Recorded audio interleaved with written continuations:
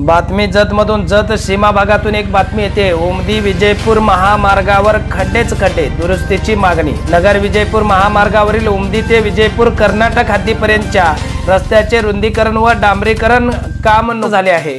त्या मार्गावर पुन्हा मोठमोठे खड्डे पडले आहेत। या खड्ड्यामुळे लहान मोठे अपघात वाढले आहेत, अनेकांचे जीव देखील गेले आहेत। नव्याने केलेल्या रस्त्यावर लगेच खड्डे पडतात कसे? या रस्ते कामाची गुणवत्ता काय, अशी विचारणा वाहनधारक करीत आहेत। महामार्ग प्रशासन व संबंधित ठेकेदार यांनी तात्काळ हे खड्डे मुजवावेत अशी मागणी वाहनधारकांकडून होत आहे। अन्यथा तीव्र आंदोलन करण्याचा इशारा उमदी मोरबिगी कोणत्या बबलादीतील नागरिकांनी दिला आहे। नगर विजयपूर महामार्ग कर्नाटक सीमेवरून गेलेला आहे। नगर पंढरपूर उमदी मार्गे विजयपूर जातो।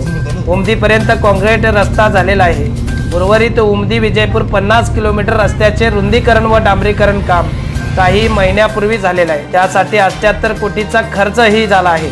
मात्र लगेच त्या रस्त्यावर मोठमोठे जीवघेणे खड्डे पडले आहेत। या खड्ड्यामुळे लोकांची वाहनधारकांची कसरत सुरू आहे। याच मार्गावरून मोठी अवजड वाहने ये जा करतात। इथे वाहनांची मोठी गर्दी असते। दिवसा हे खड्डे चुकवता येतील, पण रात्रीचे काय? जीवघेण्या खड्ड्यांमुळे लोक वैतागले आहेत। अपघात दररोज घडत आहेत।